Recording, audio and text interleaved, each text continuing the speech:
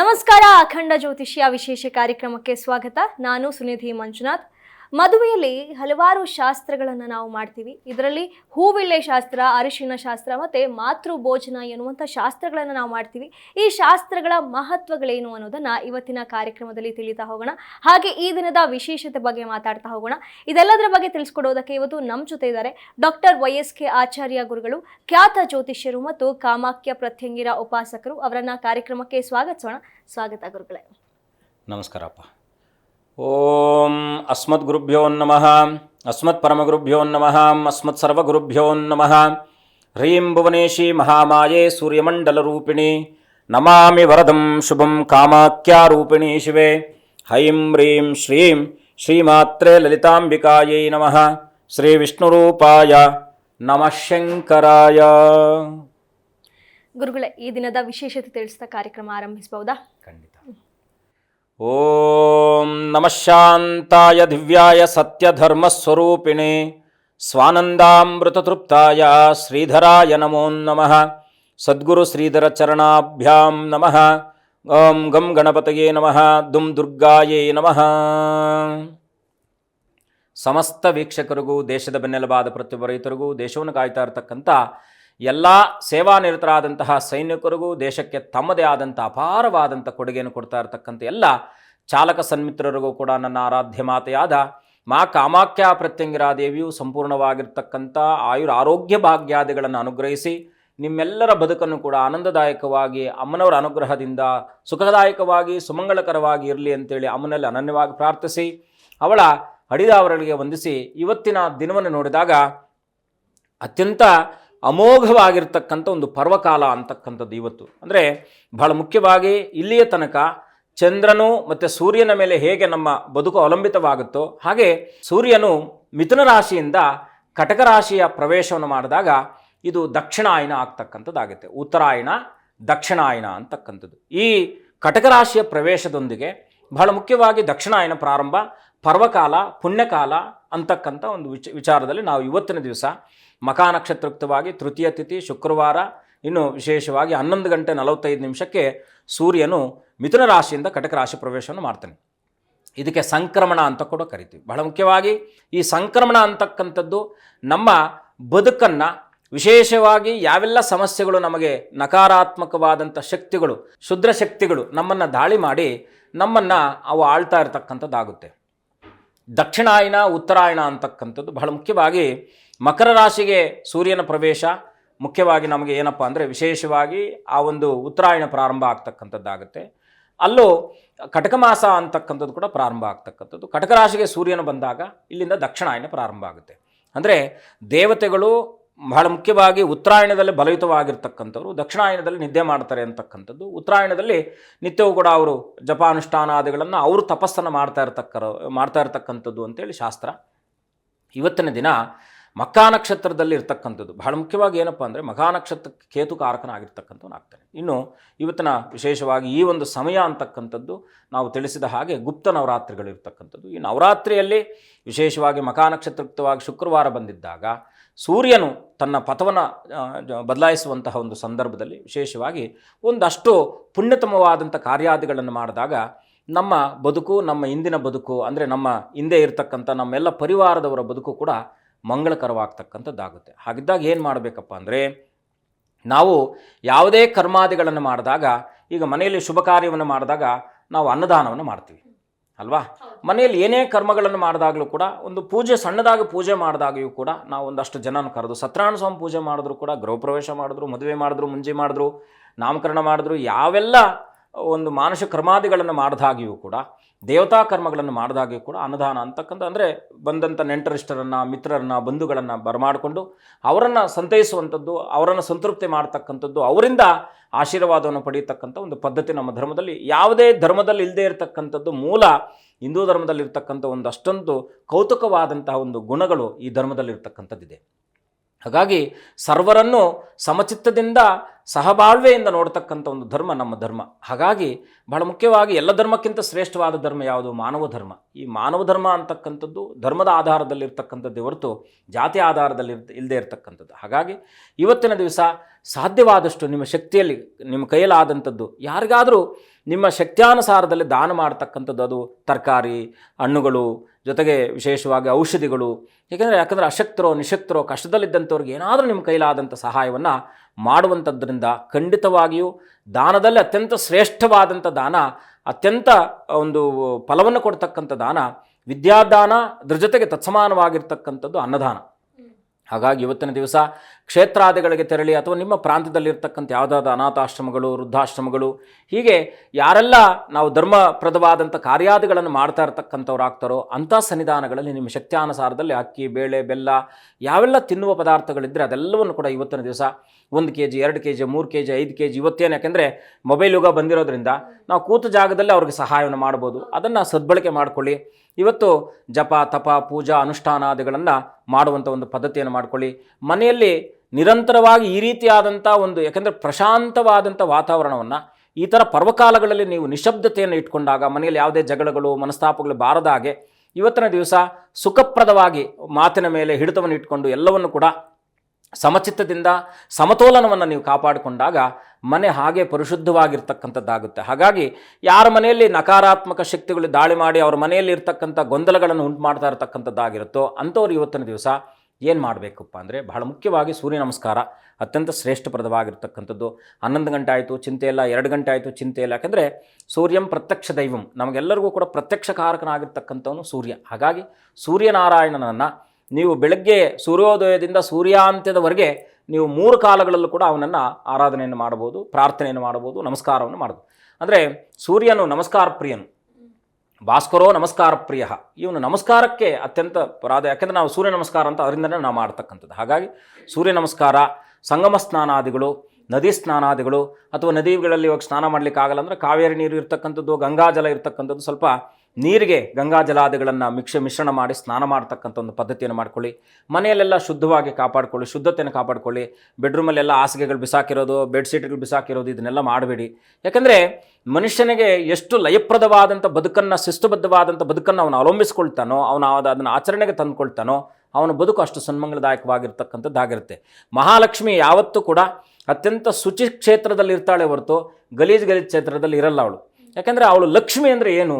ಲಕ್ಷ್ಮಿ ಅಂದರೆ ನಮ್ಮನ್ನು ಉತ್ತಮವಾದಂಥ ಉನ್ನತ ಸ್ಥಾನಕ್ಕೆ ಕರ್ಕೊಂಡು ಹೋದಂಥದ್ದು. ಸ್ಥಾನಮಾನಾದಿಗಳಿಂದ ಆದಿಯಾಗಿ ಎಲ್ಲವನ್ನು, ಒಬ್ಬ ಮನುಷ್ಯನನ್ನು ಹೇಗೆ ಅಳಿತೀವಿ? ಅವನ ಹತ್ರ ಇರ್ತಕ್ಕಂಥ ಭೋಗ ವಸ್ತುಗಳನ್ನು ನೋಡಿ ಅವನನ್ನು ಅಳಿತೀವಿ. ಆ ಭೋಗ ವಸ್ತುಗಳಿಗೆ ಕಾರಣಕರ್ತರಾಗಿರ್ತಕ್ಕಂಥದ್ದು ಯಾವುದು? ಮಹಾಲಕ್ಷ್ಮಿ. ಅಂದರೆ ದುಡ್ಡನ್ನು ನಾವು ಲಕ್ಷ್ಮಿ ಅಂತ ಕರಿತೀವಿ.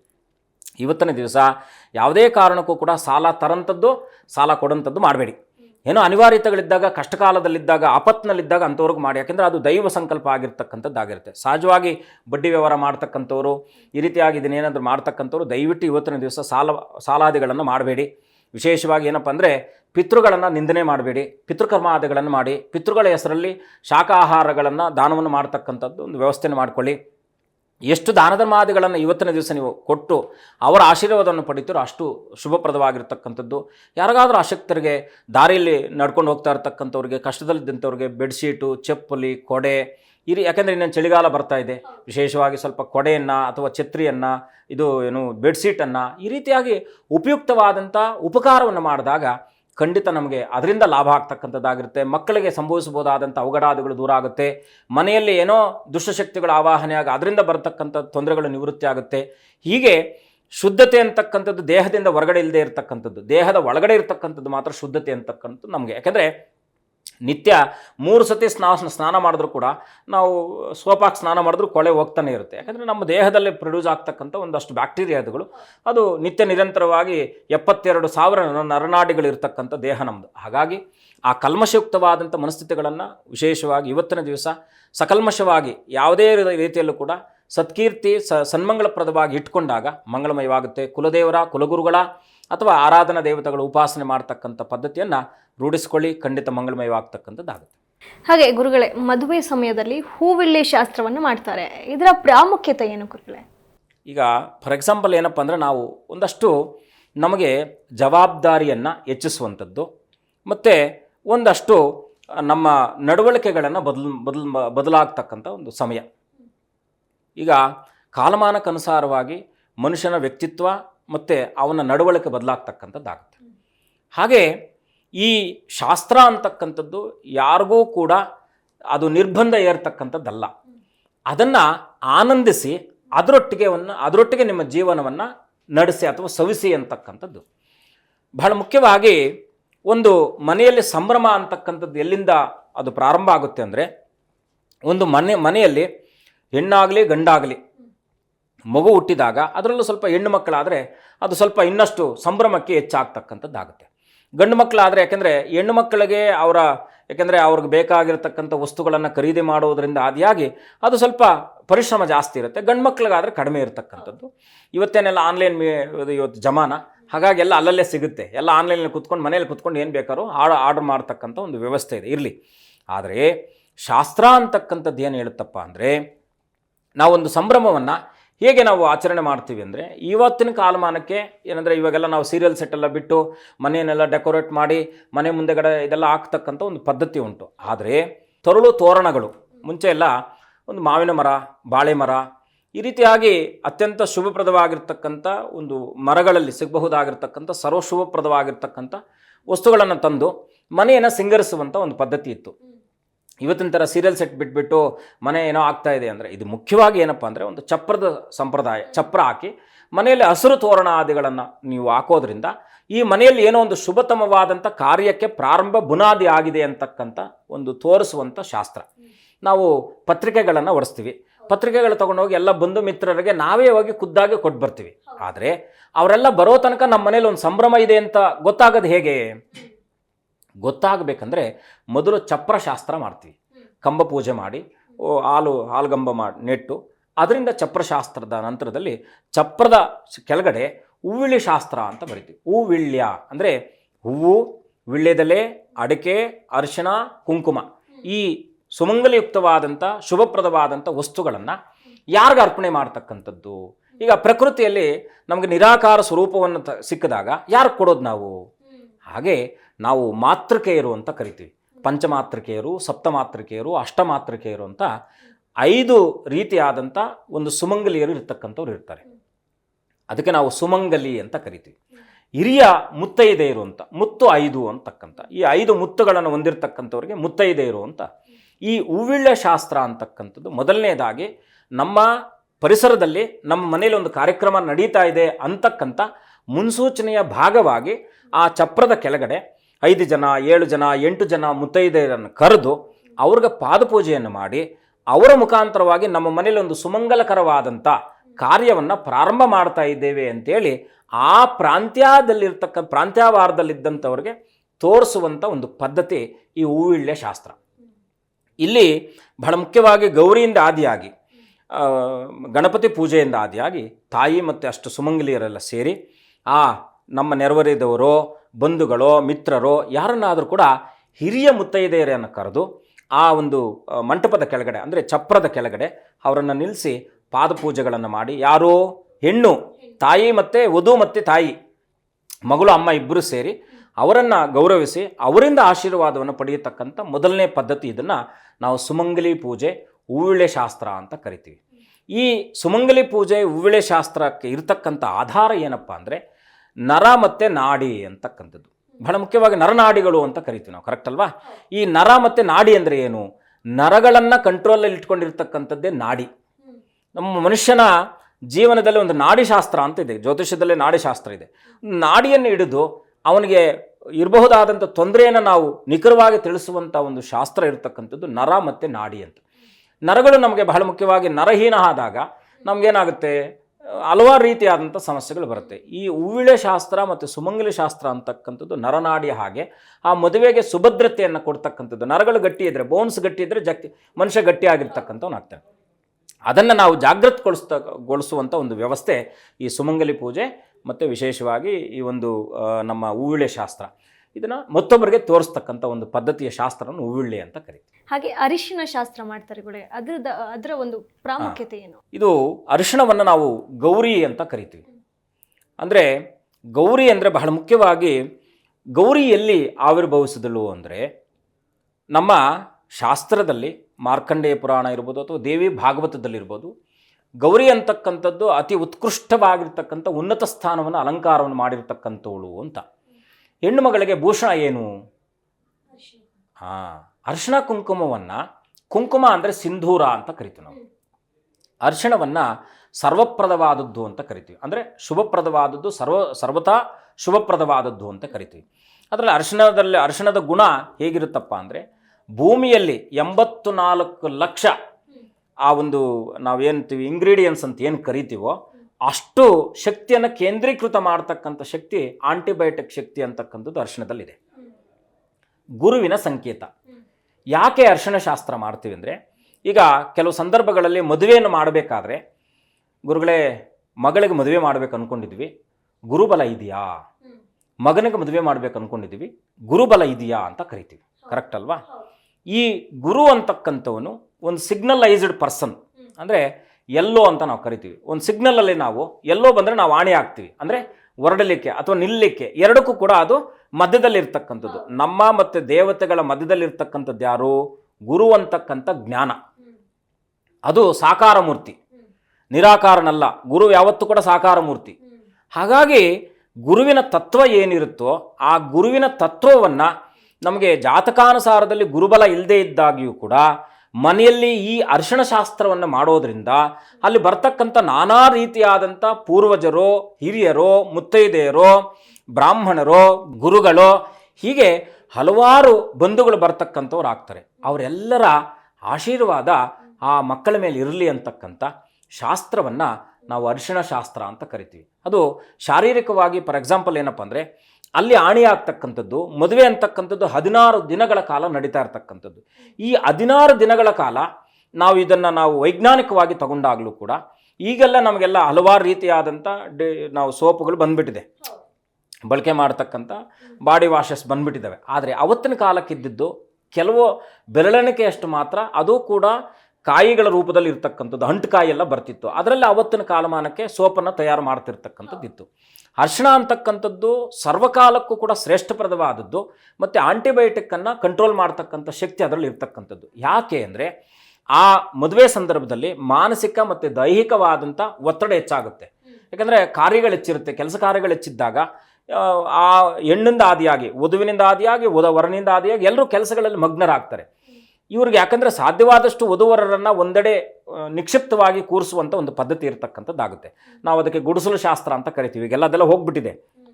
ಮಗುವನ್ನು ಕೂರಿಸಿ 9 ದಿವಸ ಹೊಸ್ಕೆ ಹಾಕಿ ಊರಿನವರೆಲ್ಲ ಸೇರಿಸಿ ಒಂದು ಸಂಭ್ರಮ ಹಾಗೆ ಮಾಡ್ತಾ ಇರ್ತಕ್ಕಂಥದ್ದು. ಆವಾಗ ಏನಾದರೂ ಕೂತ ಜಾಗದಲ್ಲಿ ಇದ್ದಾಗ ಏನಾದರೂ ಹೊರಗಿನಿಂದ ಬರಬಹುದಾದಂಥ ರೋಗಾದಿಗಳು ಹರಡದೇ ಇರಲಿ ಅಂತಕ್ಕಂಥ ಕಾರಣದಿಂದ ಒಂದೊಮ್ಮೆ ನೀವು ಅರಿಶಿಣ ಮೈಗೆ ಲೇಪನವನ್ನು ಮಾಡಿದಾಗ ಕನಿಷ್ಠ ಅದು 32 ತಾಸುಗಳ ಕಾಲ ನಮ್ಮ ಮೈ ಮೇಲೆ ಇರುತ್ತೆ.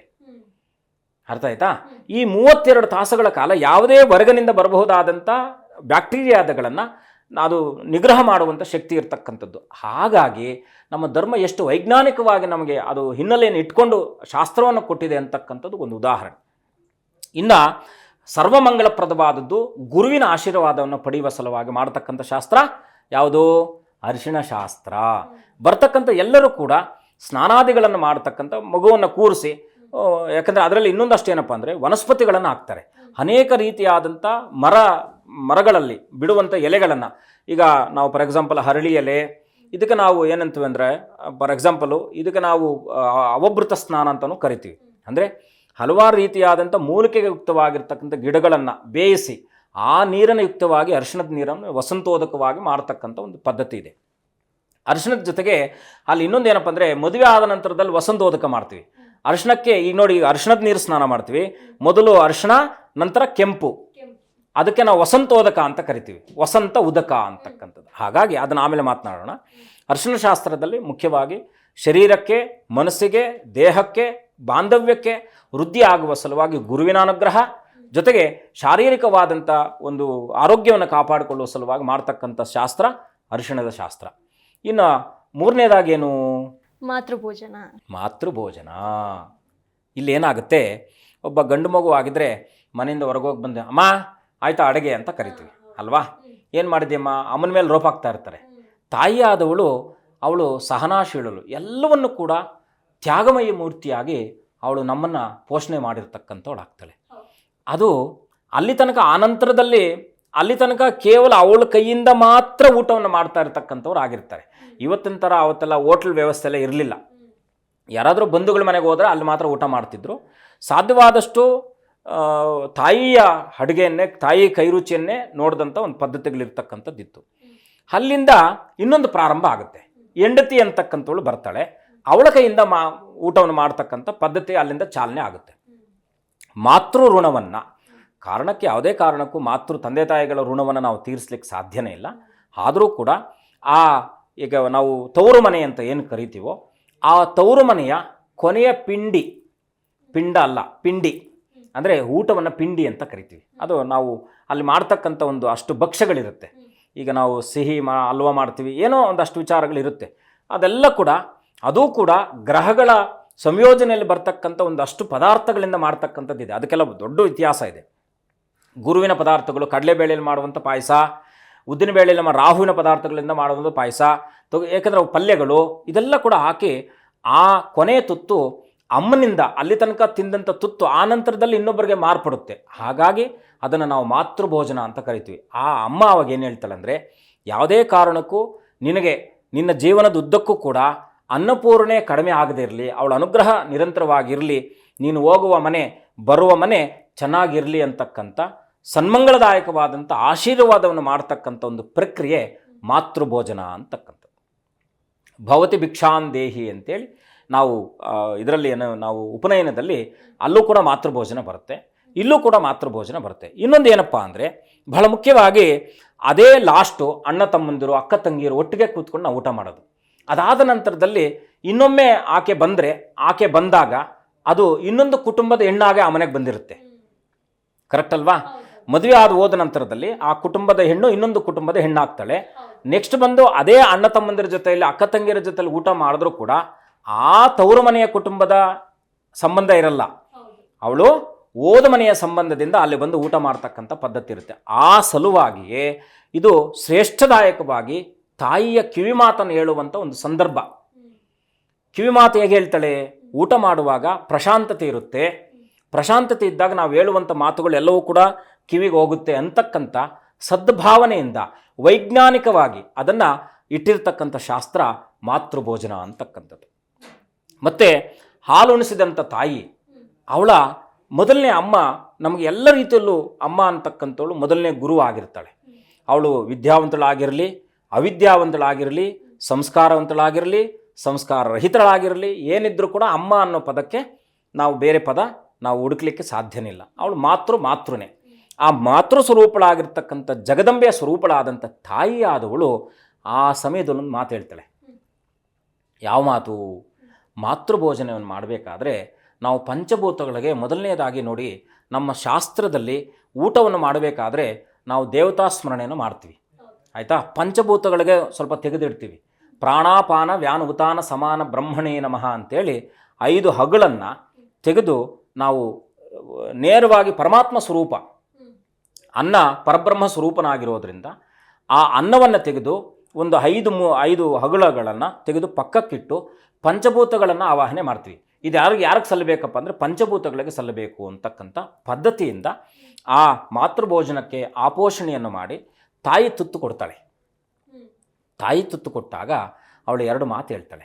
ಏನು ಮಾತಪ್ಪ ಅಂದರೆ, ಹೆಣ್ಣಾಗಿದ್ದರೆ ಅಮ್ಮ ಸುದೀರ್ಘವತಿಯಾಗಿ, ಸುಮಂಗಲಿಯಾಗಿ, ಸನ್ಮಂಗಳದಾಯಕವಾಗಿ ನಿನ್ನ ಬದುಕು ಸರ್ವತಾ ಆನಂದದಾಯಕವಾಗಿರಲಿ ಅಂತೇಳಿ ಮನಸ್ಸಿನ ಅಂತರಾತ್ಮಕವಾಗಿರ್ತಕ್ಕಂಥ ಆಂತರ್ಯದಲ್ಲಿ ಅವಳು ಹರಿಸುವಂತಹ ಒಂದು ಸುಸಂದರ್ಭ ಆ ಒಂದು ಮಾತೃಭೋಜನ ಇರ್ತಕ್ಕಂಥ ಸಂದರ್ಭ. ಮಗನೇ, ನೀನು ಬರುವಂಥ ಮಗಳು ಏನಿದ್ದಾಳೋ ಅವಳ ಹೆಂಡತಿಯನ್ನು ಯಾವುದೇ ಕಾರಣಕ್ಕೂ ಈ ಅನ್ನಯುಕ್ತವಾದಂಥ ಜಗಳಾದಿಗಳು, ಮನೆಯಲ್ಲಿ ಕಲಹಗಳು ಬಾರದ ಹಾಗೆ ನೀನು ಅವಳನ್ನು ಜಾಗ್ರತೆಯಿಂದ ನೀನು ನೋಡ್ಕೊಳ್ಬೇಕು ಅಂತಕ್ಕಂಥ ತಾಯಿಯಾದವಳು ಮಗನಿಗೆ ವಾಗ್ದಾನವನ್ನು ಮಾಡ್ತಕ್ಕಂಥದ್ದು, ತಾಯಿಯಾದವಳು ಮಗಳಿಗೆ ಈ ರೀತಿಯಾಗಿ ವಾಗ್ದಾನವನ್ನು ಮಾಡ್ತಕ್ಕಂಥದ್ದು. ಏನಪ್ಪ ಅಂದರೆ, ಅಮ್ಮ ನೀನು ಅಲ್ಲಿ ಹೋಗ್ತಿದ್ಯಾ, ನಮ್ಮ ಮನೇಲಿ ಜಗಳ ಆಡೋ ಥರ ಅಲ್ಲಿ ಆಡಬೇಡ, ಅಲ್ಲಿ ಏನಿದೆಯೋ ಅದನ್ನು ಅಡ್ಜಸ್ಟ್ ಮಾಡ್ಕೋ. ಇದನ್ನು ಲೌಕಿಕವಾಗಿ ಅವಳು ಅದನ್ನು ಟ್ರಾನ್ಸ್ಪೋರ್ಟ್ ಮಾಡ್ತಾಳೆ. ಈ ಟ್ರಾನ್ಸ್ಪೋರ್ಟ್ ಮಾಡಿದಾಗ ಆ ಪ್ರಶಾಂತತೆ ಇದ್ದಂಥ ಸಂದರ್ಭದಲ್ಲಿ ಅವಳಿಗೆ ಆ ಮನಸ್ಸಿನಲ್ಲಿ ಕೂತ್ಕೊಳ್ಳುತ್ತೆ. ಇವತ್ತಿನ ಕಾಲದ ಥರ ನಾವೆಲ್ಲ ಯಾಕೆಂದರೆ ಎಲ್ಲ ಮಾಡರ್ನೈಸ್ ಬದುಕು ಅವತ್ತಿರಲಿಲ್ಲ. ಒಂದು ಹೆಣ್ಣು ಸುದೀರ್ಘವಾಗಿ 18-20 ವರ್ಷಗಳ ಕಾಲ ತಂದೆ ತಾಯಿಯನ್ನು ಬಿಟ್ಟು ಬೇರೆ ಪ್ರಪಂಚ ನೋಡದೇ ಇದ್ದಂಥ ಸಂದರ್ಭದಲ್ಲಿ ಅವಳಿಗೆ ಬಾಹ್ಯ ಪ್ರಪಂಚದ ಆ ಒಂದು ಅವರಿಗೆ ಕಲಿಸಿಕೊಡುವಂಥ ಒಂದು ಆ ಸ್ಥಾನ ಅಮ್ಮನ ಭೋಜನ ಇದ್ದಂಥ ಸ್ಥಾನದಲ್ಲಿ ಆಗ್ತಕ್ಕಂಥದ್ದಾಗುತ್ತೆ. ಹಾಗಾಗಿ ಮಾತೃಭೋಜನ ಹೂವಿಳೆ ಶಾಸ್ತ್ರ, ಅರಿಶಿಣ ಶಾಸ್ತ್ರ ಮಂಗಳಮಯವಾಗಿರ್ತಕ್ಕಂಥ ಪ್ರಾರಂಭದ ಶಾಸ್ತ್ರಗಳಾಗಿರ್ತಕ್ಕಂಥದ್ದಾಗುತ್ತೆ. ಗುರುಗಳೇ, ಈಗ ಮಾತೃಭೋಜನದ ಬಗ್ಗೆ ತಿಳಿಸಿದ್ರಿ. ಈಗ ಕೆಲವೊಂದಿಷ್ಟು ಜನಕ್ಕೆ ತಂದೆ ತಾಯಿ ಇರೋದಿಲ್ಲ, ಅವರು ಕೂಡ ಮದುವೆ ಆಗುವಂತಹ ಸಂದರ್ಭದಲ್ಲಿ ಅವರಿಗೆ ಆ ಒಂದು ತುತ್ತನ್ನು ಯಾರು ಕೊಡ್ತಾರೆ ಗುರುಗಳೇ? ಇದು ಒಂದು ಅದ್ಭುತವಾದ ಪ್ರಶ್ನೆ. ಏನಪ್ಪ ಅಂದರೆ, ನಾವು ಮದುವೆ ಸಂದರ್ಭದಲ್ಲಿ ತಾಯಿ ಅಥವಾ ತಂದೆ ಇಲ್ಲದೇ ಇದ್ದಂಥವರು ದಂಪತಿಗಳಿದ್ದರೆ ಮಾತ್ರ ಮಾಂಗಲ್ಯ ಧಾರಣೆ ಮಾಡಲಿಕ್ಕೆ ಒಂದು ಅವಕಾಶ ಇರತಕ್ಕಂಥದ್ದಾಗುತ್ತೆ. ಈಗ ಯಾಕೆಂದರೆ ಸಾಕಷ್ಟು ಮಂದಿಗಳಲ್ಲಿ ತಂದೆ ಇದ್ದರೆ ತಾಯಿ ಇರಲ್ಲ, ತಾಯಿ ಇಲ್ಲದೇ ಇದ್ದರೆ ತಂದೆ ಇರಲ್ಲ. ಇಂಥ ಸಂದರ್ಭಗಳಲ್ಲಿ ಮೊದಲನೇದಾಗಿ ಪ್ರಾಮುಖ್ಯತೆ ಬರ್ತಕ್ಕಂಥದ್ದು ಯಾರಕ್ಕಪ್ಪ ಅಂದರೆ, ಮೊದಲನೇ ಪ್ರಾಮುಖ್ಯತೆ ಚಿಕ್ಕಪ್ಪ ಚಿಕ್ಕಮ್ಮ. ಅಂದರೆ ತಂದೆ ಬಳಗದಲ್ಲಿ ಬಂದಂಥವ್ರಿಗೆ ಮೊದಲನೇ ಆದ್ಯತೆ ಇರುತ್ತೆ. ಅದಾದ ನಂತರದಲ್ಲಿ ಬೇರೆ ಯಾರೇ ಬಂದರೂ ಕೂಡ ಕನ್ಯಾದಾನ ಮಾಡ್ಬೋದು. ಅವ್ರೇನು ಮಾಡ್ತಾರೆ, ದತ್ತು ಸ್ವೀಕಾರವನ್ನು ಮಾಡ್ತಾರೆ. ಆ ಕ್ಷಣದಲ್ಲಿ ಗೌರಿ ಪೂಜೆ ಆಗುತ್ತಲ್ವಾ, ಅದಕ್ಕಿಂತ ಮುಂಚಿತವಾಗಿ ಆ ಹೆಣ್ಣು ಮಗಳನ್ನು ದತ್ತು ಸ್ವೀಕಾರವನ್ನು ಮಾಡ್ತಾರೆ. ಅವ್ರಿಗೆ ಆ ಯೋಗ್ಯತೆ ಬರಬೇಕಲ್ಲ, ಮದುವೆ ಮಾಡುವಂಥ ಯೋಗ್ಯತೆ. ಅಂದರೆ ಅವ್ರಿಗೆ ಯೋಗ ಇದೆ, ಆ ಯೋಗ್ಯತೆ ಅಂತಕ್ಕಂಥದ್ದು ಆ ಸಂದರ್ಭದಲ್ಲಿ ಅವ್ರಿಗೆ ಬರ್ತಕ್ಕಂಥದ್ದು. ಅದಕ್ಕೋಸ್ಕರವಾಗಿ ಯೋಗ ಅಂತ ಕರಿತೀವಿ ನಾವು. ಯೋಗ್ಯತೆ ಅಂದರೆ ತಪ್ಪಲ್ಲ, ಅದು ಅವ್ರಿಗೆ ಮಾಡುವಂಥ ಶಕ್ತಿಯನ್ನು, ಆ ಕರ್ಮವನ್ನು ಮಾಡುವಂಥ ಆ ಒಂದು ಫಲವನ್ನು ಮಾಡುವ ಆ ಕರ್ಮವನ್ನು ಮಾಡುವಂಥ ಒಂದು ವ್ಯವಸ್ಥೆಗೆ ಯೋಗ್ಯತೆ ಅಂತ ಕರಿತೀವಿ. ಅದನ್ನು ಏನು ಮಾಡ್ತಾರೆ, ಮೊದಲನೇದಾಗಿ ಆ ಹೆಣ್ಣು ಮಗುವನ್ನು ದತ್ತಿಗೆ ತೆಗೆದುಕೊಳ್ತಾರೆ. ಇದು ಗಂಡಿನ ಕಡೆ ಬರಲ್ಲ, ಇದು ಕೇವಲ ಹೆಣ್ಣಿನ ಕಡೆ ಮಾತ್ರ. ಯಾಕಂದರೆ ಹೆಣ್ಣನ್ನು ಕನ್ಯಾದಾನ ಅಂತ ಕರಿತೀವಿ. ಕನ್ಯಾಂ ಕನಕ ಸಂಪನ್ನಾಂ ಕನ್ಯಾಭರಣ ಭೂಷಿತಾಂ ಅಂತ ಹೇಳುತ್ತೆ. ಅದನ್ನು ಮಾಂಗಲ್ಯಧಾರಣ ಆಮೇಲೆ ತಿಳಿಸ್ಕೊಳ್ಳೋಣ. ಈ ಕನ್ಯಾದಾನಕ್ಕೆ ಸಂಬಂಧಪಟ್ಟ ಹಾಗೆ ಮಗುವನ್ನು ದತ್ತಕ್ಕೆ ಪಡೆದು ಯಾರು ದತ್ತನ್ನು ಪಡೆದಿರ್ತಾರೋ ಆ ಮಾತಾಪಿತರಲ್ಲಿ ದೇವತೆ ಆಗಿರತಕ್ಕಂಥ ಚಿಕ್ಕಮ್ಮನೋ ಅಥವಾ ಇನ್ನು ಯಾರಾದರೂ ಕೂಡ ಆ ಒಂದು ವ್ಯವಸ್ಥೆಯನ್ನು ಮಾಡ್ತಕ್ಕಂಥ ಒಂದು ವ್ಯವಸ್ಥೆ ಇರತಕ್ಕಂಥದ್ದಾಗುತ್ತೆ. ಅಲ್ಲೂ ಕೂಡ ಇನ್ನೊಂದು ವಿಶೇಷತೆ ಇದೆ. ಈಗ ತಾಯಿಯನ್ನು ನೆನೀತಕ್ಕಂಥವ್ರು ಆಗ್ತಾರೆ. ಯಾಕಂದರೆ ಎಂಥವ್ರಿಗೂ ಕೂಡ ಭಾವನಾತ್ಮಕ ಸಂಗತಿ. ಅಂಥ ಸಂದರ್ಭದಲ್ಲಿ ತಂದೆ ತಾಯಿಗಳು ಅವ್ರಿಗೆ ಜ್ಞಾಪಕ ಬರ್ತಕ್ಕಂಥದ್ದು, ತಂದೆ ತಾಯಿಗಳನ್ನು ನೆನೆಸ್ಕೊಳ್ತಕ್ಕಂಥ ಒಂದು ಸಂದರ್ಭ. ಆ ಸಂದರ್ಭದಲ್ಲಿ ಏನು ಮಾಡ್ತಾರಪ್ಪ ಅಂದರೆ, ಮೊದಲನೇದಾಗಿ ಇದು ಶಾಸ್ತ್ರಕ್ಕೆ ಯಾರಿಗೂ ಗೊತ್ತಿಲ್ಲದೆ ಇರತಕ್ಕಂಥ ವಿಚಾರ.